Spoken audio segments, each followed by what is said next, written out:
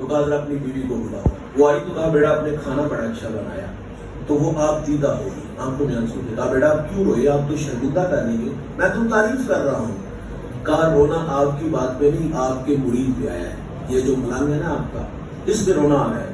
کہا مجھے اس کے نکاح میں 20-25 سال ہو گئے یا 30 سال ہو گئے, اس نے کبھی نہیں کہا کہ تم نے کھانا بڑا اچھا بنایا. بھائی یہ انسانی فطرت ہے نا کہ وہ حوصلہ افزائی کا محتاج ہوتا ہے. یار حضور گھر تشریف لائے, اہل خانہ سے پوچھا کھانے کے لیے کچھ ہے. عرض کی حضور روٹی اور سرکہ ہے, سالن نہیں ہے. فرمایا لے آؤ. حضور سرکے سے روٹی کھا کے کیا فرماتے, واہ واہ, سرکہ تو بڑا ہی اچھا سالن ہوتا ہے. ہمارے گھر میں 3-4 گھنٹے لگ کے کھانا بنا, کبھی کبھی ہوتا ہے کھانے میں نمک مرچ کا مسئلہ. ظاہر ہے جب عورتیں کھانا بناتی تو وہ اندازے سے ہی ڈالتی ہیں, کبھی زیادہ ہو جاتا ہے کبھی کم کی تو خیر سننا, لیکن زیادہ ہو جائے تو حضرت کے تیور بڑے تلخ ہوتے ہیں. گور کے بھی دیکھے گا, گالی بھی دے گا, برتن دیوار سے مارے گا, اور جو اگلی بات ہے نا وہ برداشت نہیں ہوتی. وہ طبیعت میں اتنی تلخی ہوتی ہے اور اتنا غلط لفظ بولتے ہیں ہم لوگ. ہم کہتے ہیں تیری ماں نے تینوں کھانا بنانا نہیں سکھایا. معذرت سے بھائی, اس کی ماں نے تو کھانا بنانا نہیں سکھایا, ہمیں کسی نے بولنا بھی نہیں سکھایا. یار یہ کوئی رویے ہے. 5ویں اچھی عادت شکریہ ادا کرنا, اور 6ویں اچھی عادت بھائی جان اس ایک بات پہ اگر عمل کر لیا جائے نا تو طلاق کی ریشو کم ہو جائے. ہمارے پاس روزانہ کی بنیاد پہ دارالفتاء میں لمبی لائنیں لگی ہوتی ہیں. طلاق کے مسائل کوئی نہیں پوچھنے آتے. مجھے 28 سال ہو گئے قبلہ کے پاس, اور 28 سالوں میں نے ایک بندہ بھی ایسا نہیں دیکھا جس نے طلاق دینے سے پہلے طلاق کے مسائل پوچھے ہوں. طلاق دینے کے بعد طلاق کا حل ضرور نکالنے آتے. 3 بچے ہو گئے مولانا, کوئی حل نکالے. ہم کہتے ہیں بھائی جن کے کہنے پہ, جن کے مشورے پہ آپ نے کسی بیٹی کا گھر اجاڑا, بھائی ان سے مشورہ کرو. اس نے تو منہ پہ ہاتھ میں پھیر کے کہا تھا میں ماں دی جمی نہیں نے تیرا گھر نہ اجاڑا. وہ خود نہیں, پھر اس نے 7-10 لوگوں کو جوڑ دیا. اور یاد رکھیے گا وہ گھر بہت جلد ویران ہوتے ہیں, اجڑتے ہیں, جس گھر کے مرد کی رائے اپنی نہیں ہوتی. جو لائی لگ مرد ہوتا ہے نا, جو کسی کی انگلیوں پہ چلتا ہے, جن نے لایا گڈی وہ نے نالی چلتی. ایسے نوجوان, ایسے بھائی جن کی اپنی رائے کوئی نہیں ہوتی. بھائی اگر آپ کے بہن بھائی ہے, والدین ہے, تو وہ بھی تو کسی کی بیٹی ہے نا, وہ بھی تو کسی کی بہن ہے نا. تو کیا اس کے جذبات, کیا اس کی عزت, کیا اس کی کوئی قدر نہیں. اور یار عورت کی سب سے بڑی قربانی وہ تمہاری خاطر ماں باپ, بہن بھائی, سہیلیاں چھوڑ کے آ کرتی ہے. یہاں کوئی لڑکا اگر سسرال میں جا کے گھر بنا لے تو اسے رنگ مرید کہا جاتا ہے. اسے پتہ نہیں, آپ جانتے دیہاتوں میں کتنے کتنے تلخ لفظ بولے جاتے ہیں اس کے لیے. وہ تو سب کچھ چھوڑ کے آ گئی یار. اس بیٹی کا گھر اجاڑ دیا. جس گھر کا مرد, جس کی اپنی رائے کوئی نہیں ہوتی, اس گھر کے کا اللہ ہی حافظ. میں تو یہی کہوں گا بھائی جان, وہ جلدی ویران اور جلدی اجڑتے ہیں. آج کسی کے کہنے پر طلاق دی, بھائی جان پیچھے موڑ کے دیکھا تو کوئی بھی نظر نہ آئے. جو مقصد تھا وہ تو پورا ہو گیا. وہ اپنی دنیا میں چلے. اس کو کسی نے کھانا بھی نہ پوچھا, اس کو کسی نے کپڑے بھی دھو کے نہ دیے. اب تنہائی, وحشت, خوف آنے لگا. نہ بچے پاس, نہ بیوی پاس. اب کچہریوں کے دھکے کھاتا ہے. اب ماہانہ خرچ دینا مشکل ہو گیا ہے. اب مدرسے میں آیا, کہا مول صاحب حل کٹو, حل نکالو اس سے جس کے کہنے پہ کسی کا گھر اجاڑا. صرف ایک بات دھیان سے سنیے گا. آپ فرماتی میرے شوہر کی اچھی عادت یہ ہے, اگر کسی بات میں ناراضگی ہو جائے نا, تکرار ہو جائے, تو میرا شوہر مجھے بہت جلد معاف کر دیتا ہے. ہم کیا کہتے ہیں 6 مہینے لو آپ یدی عقل ٹکانے آئے. پہلی بات تو یہ ہے کہ یہ 6 ماہ کوئی ہماری بہن بیٹی کو لگائے چلے گی. اور دوسری بات, یہ جو 6 ماہ کا مشورہ دیتے ہیں نا, یہ آپ کا گھر بسانے میں نہیں, اجاڑنے میں آپ کی ضرور مدد کرتے ہیں. اور یہ اپنے دوستوں کو مشورہ دیتا ہے کہ میں نے 6 ماہ لگوائے, کون آنکھ چھپائی نہیں دکھاتی. میں اس صاحب سے کہوں گا جو آج حکیم بن کے اپنے دوستوں کے گھر اجاڑ رہا ہے, میں اس سے سوال کروں گا بھائی آپ کبھی اپنی بیٹی کے دل کی تلاشی لے کے دیکھنی ہے. آپ کے لیے کوئی محبت, کوئی پیار, کوئی چاہت, کوئی اداسیاں, کوئی احترام, کچھ بھی نہیں ہوگا بھائی. وہ تو معذرت سے یہ بھی جملہ طلب ہے, وہ تو جانور کے ساتھ زندگی گزار رہی ہے. بوڑھے ماں باپ کی عزت کو لے کے بیٹھی ہے. ماں باپ نے کہا تو طلاق لے کے تیری بہنیں گھر میں بیٹھی ہیں, کون رشتہ دیکھ کے آئے گا.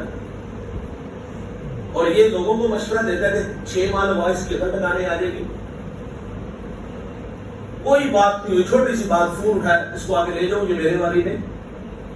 خراٹے بھرتے رہے, وہ ساری رات مصلے میں ہوتے رہے, اللہ میری بیٹی کا گھر بچا لینا. اور میرے نبی فرماتے اگر تمہیں عورت کی کچھ باتیں اچھی نہیں لگتی, کچھ اچھی ہیں, وہ دیکھ کے درگزر کر دیا کرو. میں نے ایک بزرگ کو پڑھا، ان کی بیوی اتنی تلخ تھی، کسی نے کہا اس سے جان کیوں نہیں چھڑا کے؟ کہا یہ خوبی ہے اس میں، خامی نہیں، ایک خوبی۔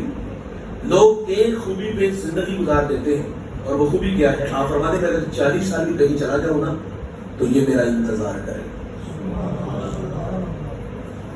تو در گزر کا پہلو ہمیں اپنی طبیعتوں میں غالب رکھنا چاہیے۔ 1000 بار ناراضگی ہو جاتی ہے، 1000 بار اختلاف ہو جاتا ہے، گھروں میں مشکل ہو جاتی ہے، تو کمرے کی آواز باہر نہ نکال۔ مجھے ایک صاحب کہتے ہیں کہ میرا فیصلہ میرے بہنوئی اور میری ہمشیرہ کریں گے۔ میں نے کہا یہ کہاں سے آگے بھائی، فیڈر پیتے ہو، وہ میں دودھ کے دانت ہے، عقل کامل نہیں ہوئی بھائی۔ اگر عقل ہی کامل تو شادی کیوں کی؟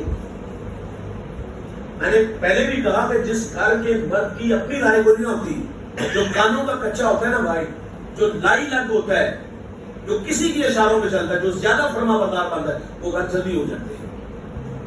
اس نے تو منہ پہ ہاتھ پھیر کے کہا تھا میں تیرا کالو چڑھا گی، اس نے 10 لوگوں کو ساتھ شامل کیا، 6 خوبیاں، آدھے مسکراتے جاتے مسکراتے، خرچ دینے میں بخل، اور کبھی خرچ مانگنے کی ضرورت بھی، اور 5ویں اچھی عادت، یہ تعریف بھی کرتے ہیں، شکریہ بھی ادا کرتے ہیں، اور 6ٹھی عادت، ناراضگی ہو جائے تو معاف بھی کر دیتے ہیں۔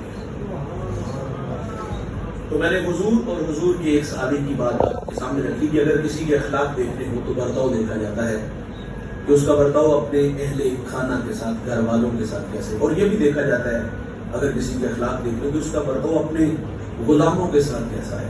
یا زید بن حارثہ اعلان نبوت سے پہلے حضور کے پاس آئے اور چچا اور والد عرب کے رواج کے مطابق فدیہ لے آئے۔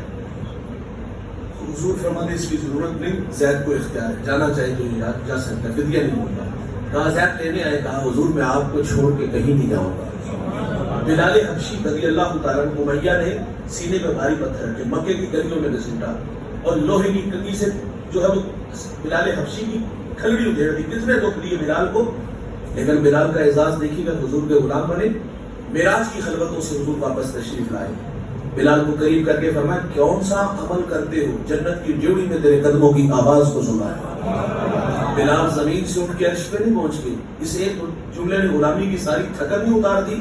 اور یہ وہی بلال ہے، حضرت عمر سے ملنے جاتے 23 لاکھ مربع میل کے حاکم میں اٹھ کے استقبال کیا، کالے رنگ کے ہاتھ کو چوم کے فرمایا اوروں کا غلام ہوگا، ہمارا تو آقا لگتا ہے۔ میرے نبی نے غلاموں کو عزت عطا فرمائی۔ ابن جبیر یہ یہودی تاجر ہے، یہ شام سے تجارتی سامان خریدتا اور مدینے کی منڈی میں لا کے فروخت کرتا۔ ایک دفعہ اس نے بہت سارا تجارتی سامان خریدا اور ایک غلام بھی خرید لیا۔ اس غرض سے خریدا کہ یہ سامان اٹھانے میں مدد کرے گا۔ جس کو خریدا اس کا نام سالم تھا، دکھنے میں خوبصورت نہیں تھا، دبلا پتلا تھا، 12-13 سال عمر تھی۔ اس کو خرید کے مدینے لایا، سامان 2 دن میں بک گیا، لیکن سالم کی طرف کسی نے نظر التفات نہ کی۔ ظاہر جب ہم خرید و فروخت کرتے ہیں نفع نقصان پہلے دیکھتے، اس کو خرید کے مجھے کیا ملے گا۔ اس نے 3 دن دھوپ میں کھڑا کر دیا۔ جو لوگ عرب جاتے ہیں وہ جانتے ہیں کہ عرب کی گرمی پوری دنیا میں مشہور ہے، تڑپا دینے والی، جلسہ دینے والی۔ 3 دن دھوپ میں کھڑا رہا۔ ایک تسویدہ نامی خاتون تھی، رحم دل تھی، اس نے خرید لیا اور اس کی رحم دلی کے چرچے مدینے کی گلیوں میں ہونے لگے۔